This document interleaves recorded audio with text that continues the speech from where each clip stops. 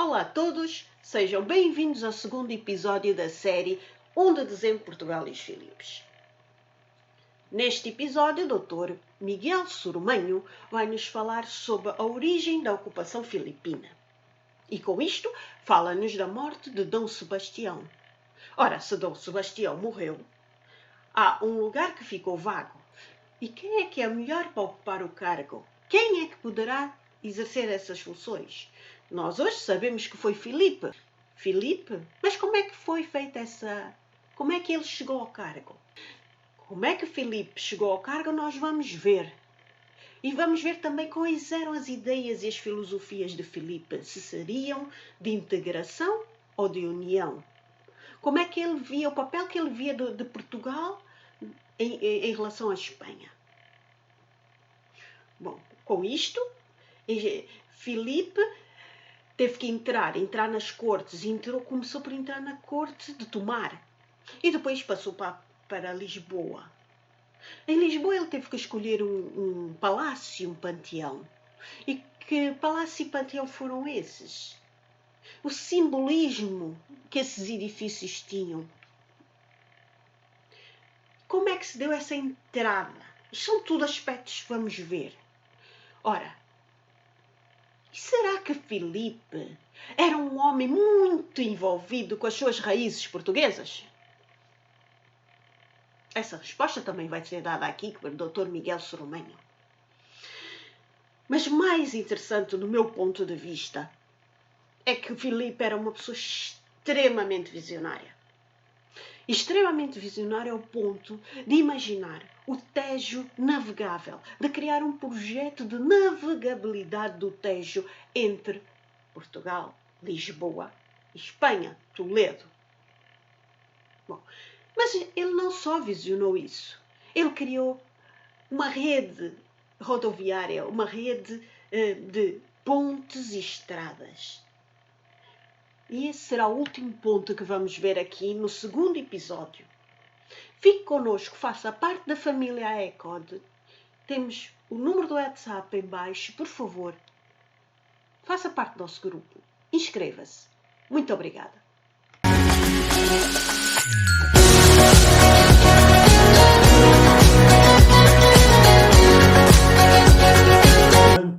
Dos Habsburgos, a grande família reinante na Europa, e que foi talvez a família real mais importante de toda a história europeia até ao século XX. Reparem que os Habsburgos reinaram na parte oriental da Europa, que é aquilo que é hoje vários países, a Áustria, a Sérvia, a Croácia, a Alemanha. Portanto, tudo isso foi moldado também pelo ramo oriental dos Habsburgos, que era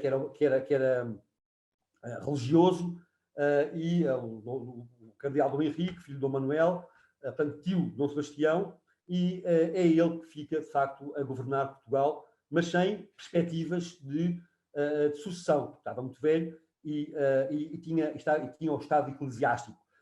E, de qualquer modo, ele morre em 1580, e Portugal encontra-se então neste dilema de escolher um rei. Ora, há várias hipóteses, vários candidatos. Por um lado, o Filipe II de Espanha, que era neto de Dom Manuel, aliás, são todos netos de Dom Manuel. O Filipe II de Espanha, que era como disse, neto de Dom Manuel, filho do Carlos V, e da Dona Isabel de Portugal. Havia o Dom António, que era também neto de Dom Manuel, porque era filho do infante Dom Luís. Depois havia o Emanuel Filiberto de Saboia, o Duque de Saboia, que também era filho de uma filha de Dom Manuel, que era a Dona Beatriz, e outra ainda, Dona Catarina de Bragança, que era filha de outro filho de Dom Manuel, o infante Dom Duarte. Portanto, estão a ver 4 netos a disputarem a coroa. E, de facto, o Dom António tinha um problema, porque ele era filho do infante Dom Luís, mas era bastardo. A Dona Catarina era uma mulher, e há, de facto, ali uma querela jurídica muito prolongada, que o Filipe, de certo modo, tratou de monopolizar e mobilizou muitos letrados e muita gente para defender as suas razões.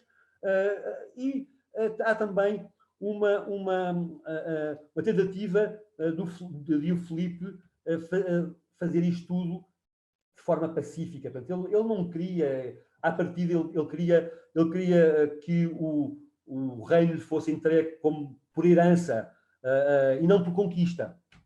Portanto, ele não queria que o reino fosse integrado, de certo modo, na coroa castelhana, mas fosse assimilado. Isto é, portanto, Portugal manteria sempre as suas prerrogativas simbólicas de reino independente e com os seus privilégios e com as suas características institucionais e, portanto, fazia, no fundo, unia-se a Castela, mas não integrava o reino de Castela. Ora, claro que isto foi difícil porque, como sabemos, o Dom António, prior do Crato, resistiu militarmente. O Filipe, claro, com todo o peso do Império, invadiu Portugal, através do Duque de Alba, ele só veio depois, e conseguiu em pouco tempo, de facto, de uma forma meteórica, chegar a Lisboa. Portanto, o Duque de Alba conquistou Lisboa e o Filipe, entretanto, entrou em Portugal e dirigiu-se a tomar, justamente para quê? Para fazer as cortes. Que ele queria, lá está, ele insiste sempre neste reconhecimento dos três Estados, o clero, a nobreza e o povo, do seu estatuto de rei português. Claro que ele, entretanto, tinha comprado as vontades dos portugueses. Havia um homem, que era um homem muito importante, Dom Cristóvão de Moura, Marquês de Castelo Rodrigo, que era amigo do rei desde criança, porque o pai era embaixador em Espanha, ele, portanto, cresceu com o Filipe, de certo modo era mais castelhano que português, veio para Portugal com os cofres carregados de dinheiro e desatou a comprar toda a gente. Os engenheiros, a nobreza, os engenheiros importantes porque os engenheiros passavam informação sobre o sistema de defesa de Portugal. Bem, em tomar as cortes, de facto, no meio de muita discussão, consagraram o rei, o Filipe, e reconheceram-no como rei de Portugal. E, de certo modo, elaboraram um estatuto, um documento em que o reino português mantinha todos os seus privilégios e a sua autonomia. Portanto, os espanhóis eram proibidos de exercer quaisquer cargos nas estruturas portuguesas, por um lado. Também eram proibidos de integrar o exército português ou de ter cargos de comando. A própria Igreja mantinha a sua independência em relação à Igreja de Castela e, de facto, havia uma série de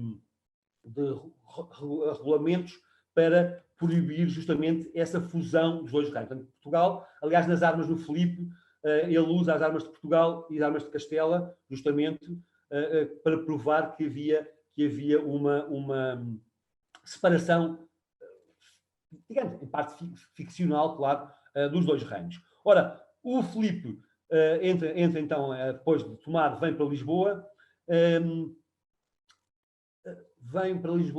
e a primeira coisa que faz, de certo modo, ainda antes de chegar a Lisboa, é mandar arranjar o Palácio Real para uma coisa simbólica. Aliás, o Palácio Real e uma igreja panteão. Isto é muito simbólico. No fundo, é o palácio onde está o rei e o panteão régio, onde a família real deveria ser, ou alguns membros da família real, deveriam ser também enterrados. O Palácio Real é o Palácio da Ribeira, onde é hoje o Terreiro do Paço, e o Panteão Real era em São Vicente de Fora. Porque São Vicente de Fora? Porque era talvez o convento, o mosteiro mais importante de Lisboa, fundado pelo Afonso Henriques, que era, afinal, também era avô do Filipe, não é? E esses dois projetos, de certo modo, também têm a ver com essa afirmação do Estatuto de Tomar, isto é, por um lado, reparem, o Palácio Real simboliza a estadia do rei em Lisboa, na capital, portanto, o rei está ali simbolicamente, por um lado, a viver, mesmo que não vivesse lá fisicamente, mas está ali a memória dele, e, por outro lado, o Panteão também, porque havia outro Panteão em Castela, que é o Escorial, que ele próprio tinha mandado fazer, e por isso o Panteão também representa essa forma de presença, ausência do rei e da família real. Ora, o Filipe está em Lisboa durante 2 anos. Aliás, todo o processo do palácio foi muito interessante, muito curioso, porque o Filipe II, quando chegou de tomar, chegou à parte, portanto, ali à margem sul, ficou em Almada, porque o palácio não estava pronto, e um dia à noite disfarçou-se muito. Isto é histórico, não é nenhuma lenda, isto é verdade. Ele próprio conta isto, mas num volume muito interessante das cartas que escreveu às filhas enquanto viveu em Lisboa, e ele então disfarçou-se e veio de barco sorrateiramente ver as obras do palácio. Gostou do que viu, esteve a ver tudo aquilo demoradamente, voltou para Almada e só passado bastantes dias, algumas semanas, é que então fez a sua entrada triunfal. Uma festa muito grande que, de certo modo, foi também um marco na aceitação pacífica, digamos, da dinastia filipina. Portanto, há uma grande festa, que nós chamamos, nós historiadores, a Joyeux Entrée, em francês, uma entrada triunfal do rei na cidade conquistada. Ora, por outro lado também, ao mesmo tempo que ele tinha feito essa reforma do palácio, fez também São Vicente de Fora, ele mandou colocar a primeira pedra justamente a 25 de agosto de 1582. Ele não chegou a ir à cerimónia porque sentiu-se indisposto, mas foi também uma cerimónia impressionante. E esta data não é uma data qualquer. É porque 25 de agosto de 82 era justamente 2 anos passados sobre a célebre Batalha de Alcântara, em que os Filipes e o Duque de Alba derrotaram o pobre exército do Dom António, que teve que fugir um bocado atabalhoadamente depois daquela batalha gorada, daquela derrota ali na zona de Alcântara, em Lisboa. Ora, o Filipe, nestes dois anos percorreu, ele conta isso, percorreu a cidade, foi a Sintra, Almeirim, Salvaterra, onde havia palácios reais, e promoveu uma série de obras.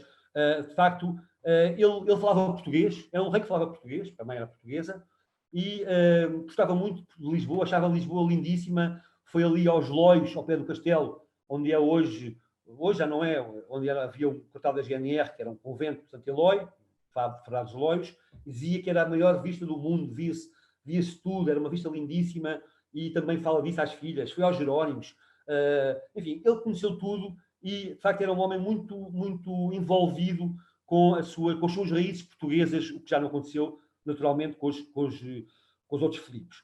E nesse tempo que passou em Lisboa, também teve a oportunidade, de certo modo, de promover alguns projetos importantes para nós, para Portugal, e que continuaram naturalmente depois de ele partir já em 1583. Então, ele teve 2 anos em Lisboa, a viver em Lisboa, isso foi importante. Além de São Vicente de Fora e do Panteão, ele promoveu um projeto grande para tornar o Tejo, reparem, também isso é interessante, no fundo, para ajudar a essa integração dos 2 reinos, um projeto de navegabilidade do Rio Tejo. No fundo, ele fez vir alguns engenheiros militares, um homem italiano, que era o Giovanni Battista Antonelli, que trabalhou aqui em Portugal, nesses primeiros tempos da ocupação, e a ideia era, no fundo, tornar navegável o rio desde Lisboa até Toledo. Portanto, era um projeto megalómano, que teria custado milhões. Fizeram-se algumas obras, de facto, preparatórias na zona de Abrantes, mas nunca se chegou, de facto, a tornar o rio navegável. Mas isso, de qualquer modo, foi importante porque fez vir engenheiros e permitiu uma troca de conhecimentos que marca justamente os primeiros anos da ocupação. Mas também, de facto, há a ação do Filipe nas pontes. Eu creio que não há outro período da história moderna, isto é, até o século XVIII de Portugal, portanto, como no tempo dos Filipes, para que tivessem dado origem a tantas obras e empreitadas de construção de pontes e caminhos. De facto, os arquivos estão cheios de vestígios dessa ação na tentativa de tornar o reino, de certo modo, mais circulável, não é? Mas também, ao mesmo tempo, pontes e caminhos que também facilitavam o acesso a Castela. Por exemplo, há um caso, uma ponte na fronteira devia ser paga pelas populações dos dois lados. Há também engenheiros espanhóis a trabalhar nesses projetos e portugueses também envolvidos. E ainda posso lembrar, por exemplo, tudo o que se fez em termos de arquitetura militar. Muito obrigado por ter ficado connosco até o final deste segundo episódio.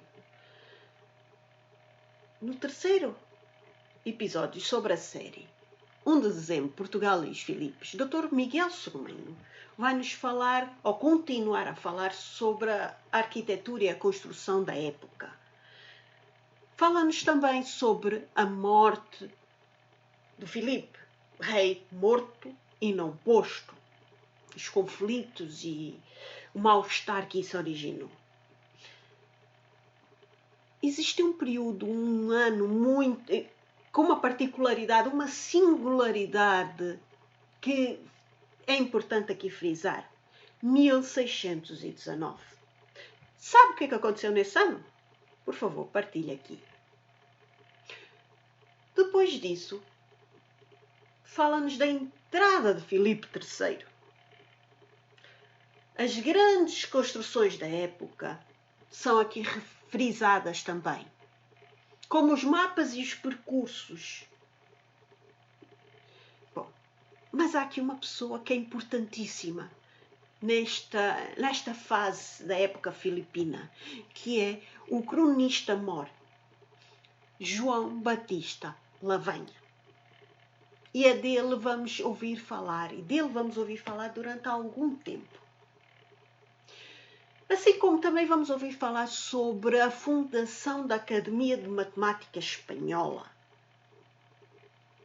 E para terminar, vamos ter uma breve explanação sobre uma edição luxuosa da época, bem como sobre pinturas. Muito obrigado por assistir este segundo episódio até ao fim. Até já!